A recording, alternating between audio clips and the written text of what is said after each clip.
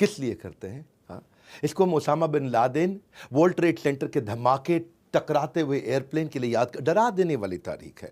पर 9/11 की यह तारीख गर्व से सर को ऊंचा कर देने वाली तारीख भी है, जब स्वामी विवेकानंद शिकागो में brothers and sisters of America नाम का वो सुंदर सा प्रवचन उन्होंने दिया। 7,000 लोगों ने खड़े होकर के मिनटों तक, कई मिनटों तक गड़गड़ाहट के साथ तालियां बजाई। भारत के एक युवा सन्यासी भारत के विश्व गुरु के रूप में भारत को स्थापित करने के लिए गए। ये वो स्वामी विवेकानंद। 9/11 को हम न्यूयॉर्क के लिए नहीं, शिकागो के लिए जानेंगे, आतंकवाद के लिए नहीं, धर्म संवाद के लिए जानेंगे, लादेन के लिए नहीं, नरेन के लिए जानेंगे। कौन है ये नरेन? ये वही है नरेंद्र नाथ दत्त, यानी कि नरेन यानी कि स्वामी विवेकानंद। नमस्कार, विवेक बिंद्रा बोल रहा हूं, founder and CEO badabusiness.com। App तो डाउनलोड करी होगी अपने बड़ा बिजनेस। बहरहाल 12 जनवरी 1863 का आपका जन्म हुआ। सारे शास्त्रों को आप पहचानते हैं। नेशनल यूथ डे के रूप में मनाया जाता है वैसे इनके जन्मदिन को। खड़ा होकर के आज पावरफुल वीडियो देने वाला हूं आपको। वेद, उपनिषद, भगवद गीता, रामायण, महाभारत, पुराण सब याद था, कंठस्थ था इनको। रामकृष्ण मिशन की इन्होंने स्थापना करी सोशल सर्विसेज के लिए।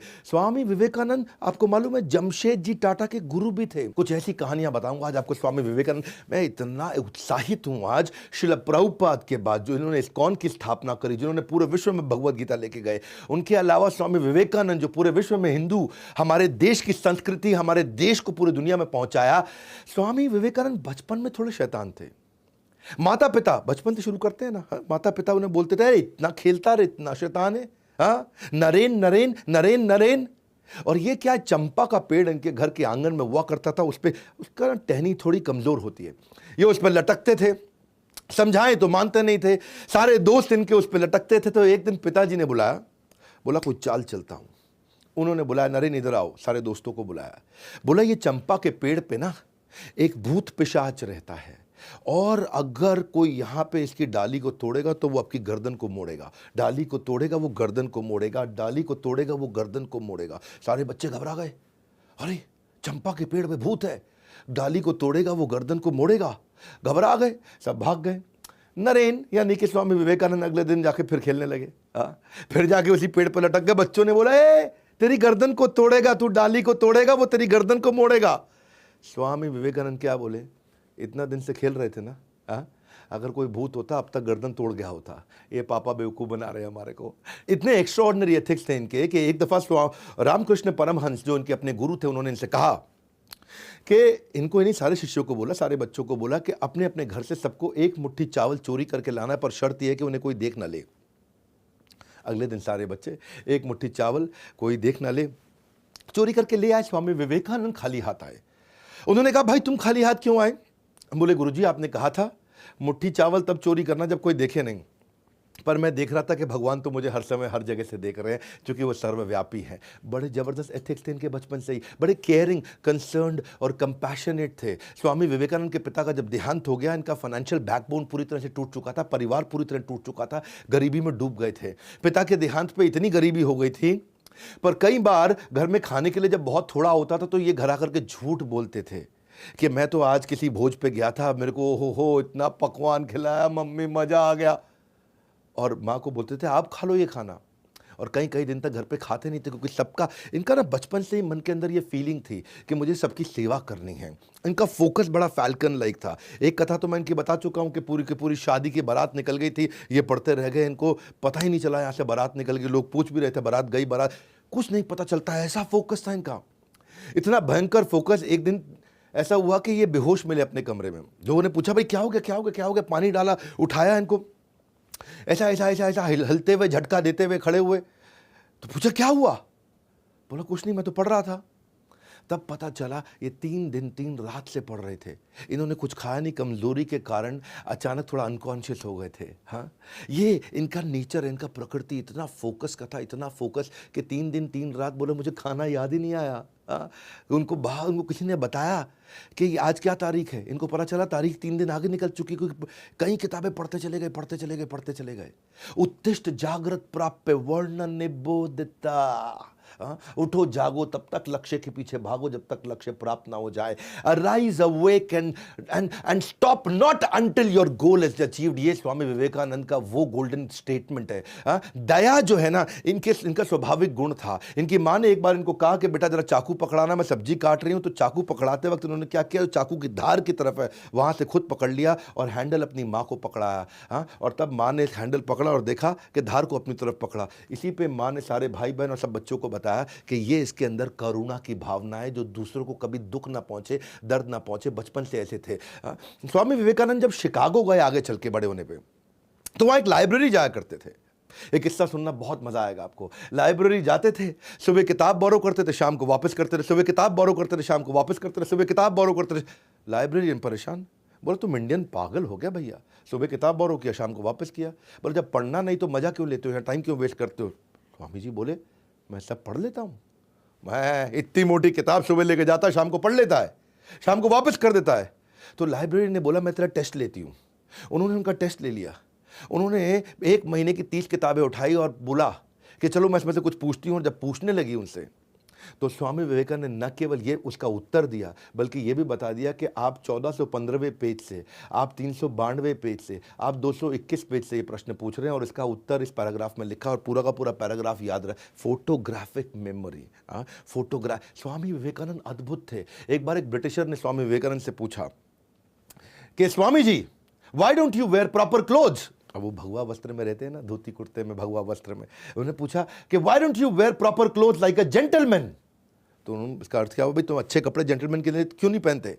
तो स्वामी विवेकानंद मुस्कुरा के बोले कि आपके कल्चर के अंदर टेलर आपको, दर्जी आपको जेंटलमैन बनाता है, पर हमारे भारत में, हमारे कल्चर के अंदर हमारा कैरेक्टर हमारे को जेंटलमैन बनाता है। ये कैरेक्टर के बहुत पक्के थे। इनका एक तो इच्छा शक्ति और बुद्धि, ये 2 चीज़ बहुत ज़बरदस्त थी। ये वहाँ यूनिवर्सिटी में पढ़ा करते थे अमेरिका में। और एक दिन जब कैफेटेरिया में कुछ खाने गए तो थाली में भोजन लिया, जाकर के बैठ गए टेबल पे। जैसे ही टेबल पे बैठे तो वहाँ उनका एक प्रोफेसर बैठा हुआ। वो अंग्रेज प्रोफेसर इनसे चिढ़ता भी था, बहुत चिढ़ता था। हाँ, तो जैसे ही अंग्रेज प्रोफेसर ने देखा कि ये स्वामी विवेकानंद आके बैठ गया है, तो एकदम बोला वो, pigs don't sit next to swan. सुअर जो है हंस के पास नहीं बैठा करते हैं, ऐसा प्रोफेसर बोला उनको। स्वामी विवेकानंद मुस्कुराए, बोले सुअर हंस के पास नहीं बैठते। बोले नहीं बैठते। बोले ओके ठीक है, मैं उड़ जाता हूँ फिर। और उठ के प्लेट निकल पड़े। सारे बच्चे हंसने लग गए। वो सोच रहा था कि भाई इसको सुअर बोलूँ, ये कहते हैं मैं उड़ जाता हूँ। तो बेचारे प्रोफेसर की बेइज्जती हो गई। वो बोला मैं उड़ जाता हूँ, मतलब ये हंस तो सुअर। तो बेचारे जब सब हंसने लगे तो प्रोफेसर को बहुत बुरा लगा। उसने सोचा है मैं इसकी बेइज्जती करता हूँ, चिंता मत कर, तू क्लास में, तो क्लास में देखता हूँ। वो स्वामी विवेकानंद क्लास में आके बैठे तो प्रोफेसर ने कहा ए तुम खड़े हो जाओ। और स्वामी विवेकानंद को खड़ा कर दिया। खड़ा करके बोले अगर 2 थैले मिलेंगे बाजार में, एक में धन एक में बुद्धि, स्वामी विवेकानंद तुम क्या उठाओगे। तो स्वामी विवेकानंद मुस्कुराए, बोले मैं धन वाला थैला उठा लूंगा। बोले देखा, मुझको पहले ही पता था, है जी। तो बोला, प्रोफेसर बोला अचानक, बोला आप क्या करते। प्रोफेसर बोला मैं बुद्धि का थैला उठाता, बुद्धि जरूरी है। स्वामी विवेकानंद बोले ठीक बात है, जिसके पास जो नहीं है वो तो वही उठाएगा ना। हाँ, अब बच्चे बहुत जोर से हंसने लगे, है जी। उसने टीचर को फिर बेवकूफ़ बना दिया। लेकिन टीचर को जो है ना गुस्सा बड़ा, बोला इसको भी सिखाता हूँ, मैं अभी सिखाता हूँ। अगले दिन उसने टेस्ट ले लिया सबका, बोला सब टेस्ट दो। स्वामी विवेकानंद ने टेस्ट दिया, बहुत देर बैठ के बढ़िया टेस्ट दिया, इतनी शीट भर दी। तो जब प्रोफेसर के पास सारी शीट आई, प्रोफेसर साहब ने शीट पढ़ी नहीं और नीचे लास्ट में आखिरी शीट पर लिख के दे दिया इडियट। इडियट लिखा, वापस कर दिया, है जी। स्वामी विवेकानंद ने देखा कि भाई ये प्रोफेसर ने पढ़ा नहीं है और नीचे लास्ट में इडियट लिख दिया है। तो वापस गए प्रोफेसर के पास, बोले प्रोफेसर साहब, हाँ गुरुजी, आपने जो है साइन करके अपना नाम तो लिख दिया लेकिन मेरे को मार्क्स तो दिया ही नहीं। तो वो इडियट बता दिया कि आपने अपना। इतना तेज थे स्वामी विवेकानंद, इतना तेज थे कि प्रोफेसर बोले इडियट लिखा तो आपने साइन कर दिया मतलब।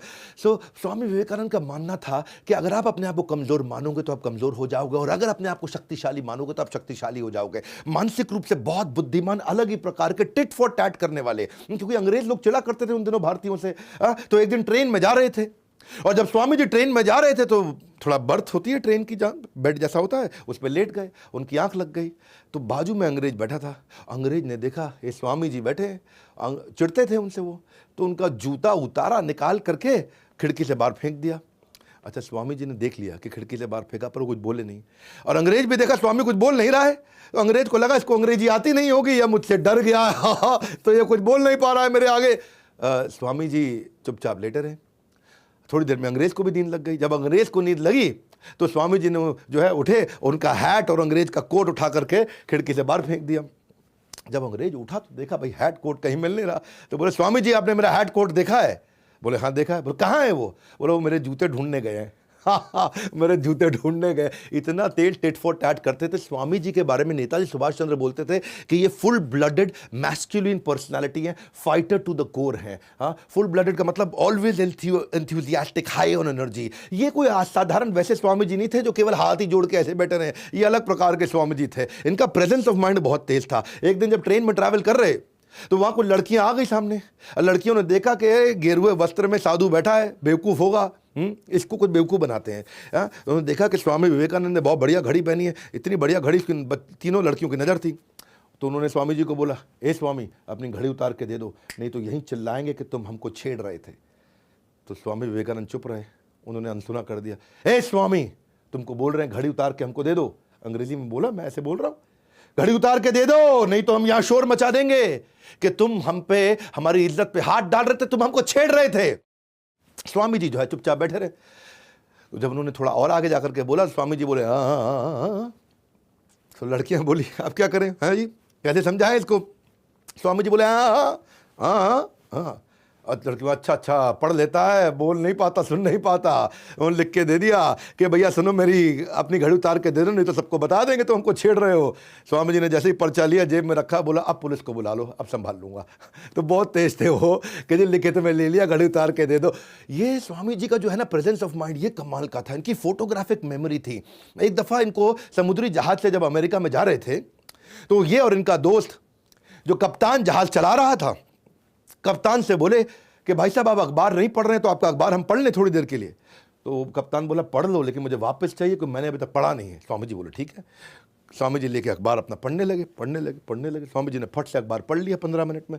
पढ़ने के बाद उनका दोस्त बोला स्वामी जी का कि भाई मैं भी पढ़ लूँ। बोला आप भी पढ़ लो। तो वो भी पढ़ने लगा। वो पढ़ने लगा। समुद्री जहाज में चल रहे थे तो हवा तो बहुत तेज चलती है। अचानक इतनी तेज हवा चली कि अखबार छूट के निकल के समुद्र में गिर गया। और कप्तान को आया बहुत गुस्सा, तुमको कहा था पागल स्वामी, तुमने अखबार मेरा उड़ा करके समुद्र में फेंक दिया, मुझको पढ़ना था। स्वामी जी बोले नाराज मत होइए, कोई बात नहीं। क्यों नाराज ना हूं, मेरा अखबार चला गया। नहीं कोई बात नहीं, नाराज मत होइए, जरा कोई कॉपी पेन पड़ा है? तो कॉपी पेन दिया। तो स्वामी जी गए, आधा घंटा कुछ लिखते रहे। यहाँ कप्तान खुंदक खा रहा था, स्वामी जी आधा घंटा कुछ लिखते रहे। कप्तान खुंदक खा रहा था, स्वामी जी लिखते रहे। थोड़ी देर बाद स्वामी जी आए, ये लीजिए पूरा अखबार आपको लिख के दे दिया। स्वामी जी ने एक एक शब्द अखबार का पूरा वर्ड टू वर्ड लिख के दे दिया। उसकी बुद्धि चकरा गई। और बोला उसने उतर करके वहाँ चेक किया, बोला चेक कर लेना, पूरा वर्ड टू वर्ड पूरा अखबार छाप दिया स्वामी जी ने वहाँ पे। ऐसी फोटोग्राफिक मेमोरी थी। और वहीं पे कप्तान ने बोला कि ऐसा मैनिफेस्टेशन सुपर ह्यूमन पावर का, ये ब्रह्मचार्य से आता है, लेकिन केवल ब्रह्मचार्य से नहीं आता, ये व्यक्ति अद्भुत है। ये कैप्टन थे शिप के, जिन्होंने वैलिडेट किया जाके न्यूज़पेपर को चेक करने के बाद ये स्टेटमेंट दिया उनके बारे में। स्वामी जी एक अद्भुत व्यक्ति थे। ये इन्होंने दुनिया भर में कम्युनिटी, इंडियन कम्युनिटी को पॉपुलर बनाया, पावरफुल बनाया। जो हमारी वैदिक संस्कृति थी उसको जाके पॉपुलर बनाया, पावरफुल बनाया। शिकागो में एक कॉन्फ्रेंस थी 1893 के अंदर। इनको जब इनवाइट किया गया, उस धर्म संवाद के लिए जब इनवाइट किया गया, तो सबको बताया गया कि ड्रेस कोड क्या है, फॉर्मल सूट टाई शर्ट, सब आके धर्म संवाद करने वाले। स्वामी जी धोती कुर्ते में पहुंच गए। अमेरिकन को बुरा लगा, अरे बोला था सूट टाई पहनने के लिए। स्वामी जी बोले नहीं मैं तो ऐसे ही आता हूँ। मुस्कुरा दिए। तो उन्होंने क्या किया, स्वामी जी को पहले बोलना था, उनका नंबर कर दिया आखिरी। सबको दिए 10-10 मिनट बोलने के लिए, स्वामी जी को दिए 2 मिनट बोलने के लिए। और बोले सोचे कि ये धोती कुर्ते में आए, कोई वैसे ही नहीं सुनेगा, और जब आखिरी के 2 मिनट बचेंगे तो लोग उठ के निकल लेंगे, इसको वैसे ही कोई नहीं सुनेगा। तो चाहते थे कि स्वामी विवेकानंद की बेइज्जती हो जाए। बहरहाल स्वामी विवेकानंद जब आखिरी के 2 मिनट इनको दिए गए, वो स्टेज पे गए, इधर देखा उधर देखा, गहराई से उन्होंने जब वो फेमस स्पीच अपनी शिकागो की दी, तो ये वो स्पीच है जो स्पीच लोगों ने सुनते ही खड़े होकर के बीच बीच में तालियां बजानी शुरू कर दी। कोई उठा नहीं। 2 मिनट नहीं, 10 मिनट नहीं, 20 मिनट नहीं, आधा घंटा नहीं, 1 घंटा नहीं, जबकि सब 10 मिनट बोले, ये 1.5 घंटा तक वहां बोलते रहे। पिन ड्रॉप साइलेंस, ताली बजती शांति हो जाती, ताली बजती सन्नाटा हो जाता, ताली बजती सन्नाटा हो जाता। ये वो 1.5 घंटे की स्पीच है जो आज भी पूरी दुनिया जिसके लिए स्वामी विवेकानंद को याद करती है। और खत्म होने के बाद पूरा का पूरा स्टेडियम 8,000 लोगों के साथ में खड़े होकर गड़गड़ाहट तालियां बजाता चला गया। विश्व धर्म संसद में स्वामी विवेकानंद का सबसे महान वक्ता थे वहां पे। और न्यूयॉर्क हेराल्ड ने कहा, उन्हें सुनने के बाद लगता है कि जिस देश में इतने विद्वान और बुद्धिमान लोग रहते हैं उस देश में मिशनरी को भेजना, क्रिश्चियन मिशनरी को भेजना मूर्खतापूर्ण होगा। ये न्यूयॉर्क हेराल्ड ने बोला, उनका सबसे बड़ा अखबार हुआ करता था। न्यूयॉर्क क्रिटिक ने कहा कि कई विद्वानों का भाषण अच्छा था, लेकिन हिंदू साधु स्वामी विवेकानंद के भाषण के आगे कोई टिक नहीं पाया। ये थे स्वामी विवेकानंद। रविंद्रनाथ टैगोर कहते हैं कि अगर इंडिया को जानना चाहते हो तो स्वामी विवेकानंद को पढ़ लो। इन्होंने भारत को जाकर रिप्रेजेंट किया पार्लियामेंट ऑफ रिलीजन में, शिकागो 1893। वेस्टर्न वर्ल्ड ने इंडिया को अथॉरिटी एक्सेप्ट किया धर्म के रूप में, ये पहली बार हुआ था। लेकिन क्या है, इंडिया आज भी ये देश की कम्युनिटी को पूरी दुनिया तक पहुंचाया, ये देश की कम्युनिटी को पूरी दुनिया को समझाया कि हमारी वैदिक धर्म की कम्युनिटी क्या है। बड़ा बिजनेस में मैं बिजनेस की कम्युनिटी को पहुंचाना चाहता हूं। स्वामी विवेकानंद हमारे आदर्श हैं, इसी भक्तिवेदांत स्वामी श्रील प्रभुपाद हमारे आदर्श हैं। हम चाहते हैं कि हम ये इंडियन बिजनेस कम्युनिटी को लेकर के जाएं, इसलिए मैंने भी प्रयास किया है और आप सब लोगों ने इतना साथ दिया। इंडिया की पहली नेटवर्किंग प्लेटफॉर्म मैंने बिजनेस का बनाया है। मैं Facebook, LinkedIn, YouTube, Twitter, Instagram, ये सब है सोशल मीडिया, लेकिन बिजनेस का मीडिया कहां है, बिजनेस का सोशल मीडिया कहां है? आज बिजनेसमैन, एंटरप्रेन्योर, इन्वेस्टर, स्टार्टअप, सारे प्रोफेसर, सोलोप्रेन्योर, इनके लिए मैंने एक ऐप तैयार करी है, बड़ा बिजनेस। यहां लोग आते हैं, फेसबुक की तरह ही पोस्ट करते हैं, लिंक्डइन की तरह पोस्ट करते हैं। हजारों लाखों लोगों ने ऐप डाउनलोड करी है, लाखों लोग रोज आते हैं, बिजनेस का कंटेंट वहां डालते हैं, बिजनेस की कंटेंट पे बात करते हैं। MSME, SME, subject matter expert सब आते हैं, सब skill, technology, digital marketing, investing, manufacturing, इन सब पे खूब चर्चा होती है, एक दूसरे से दोस्त बनते हैं। वैसे फेसबुक चलता है। आप सबको बताना चाहता हूं मैं आगे और कहानियां सुना रहा हूं स्वामी विवेकानंद की, लेकिन उससे पहले आपको बता दूं, ऐप जरूर डाउनलोड कर लेना आज के आज, अभी के अभी, इस वीडियो को समाप्त होते ही।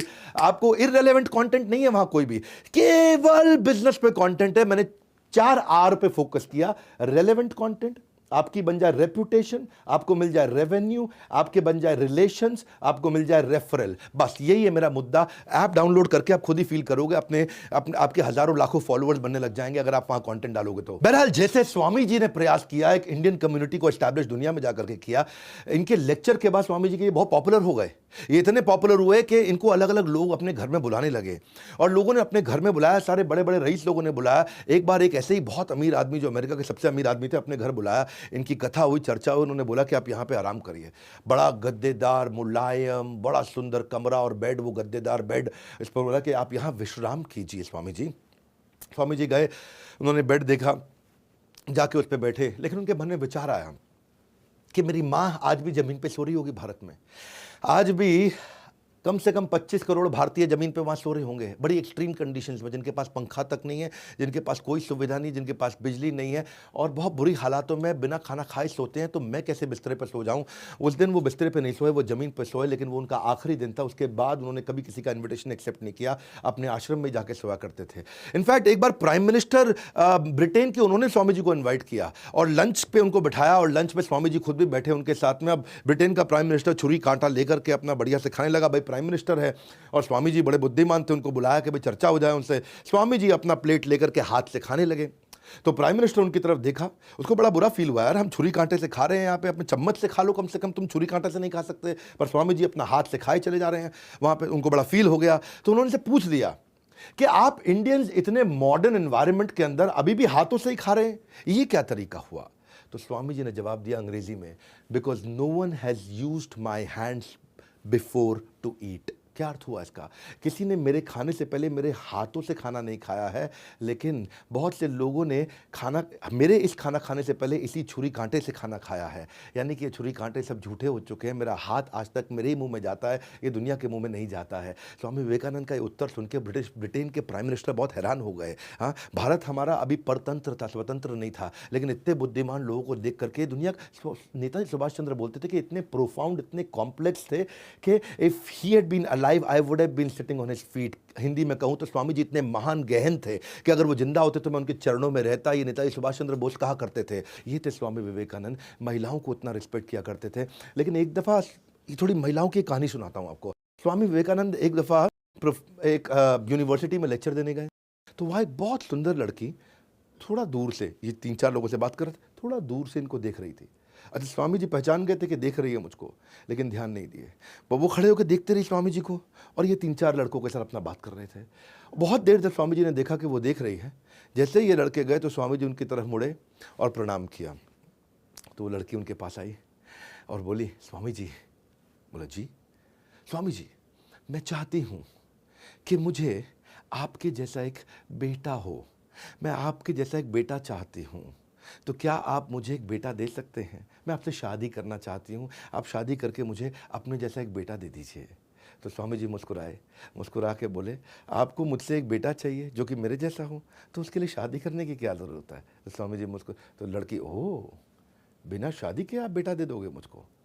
Good idea. हाँ, तो लड़की को लगा कि लगता है स्वामी जी तैयार हो गए हैं, अब मुझे बढ़िया बढ़िया। तो उसके मन में कुछ हार्ट ऐसा चलने लगे, ऐसा मतलब वो सोच ही रही थी। तो स्वामी जी फिर मुस्कुराए, बोले हाँ मैं ठीक कह रहा हूँ, बिना शादी के आपको मेरे जैसा बेटा मिल सकता है। देखो शादी करके मैं कोई गारंटी नहीं दे पाऊँगा कि हमारे संबंधों से जो संतान की उत्पत्ति होगी वो बिल्कुल मेरे जैसा होगा, ये मैं गारंटी नहीं दे सकता, लेकिन मेरे पास दूसरा उपाय है। तो वो बोली क्या?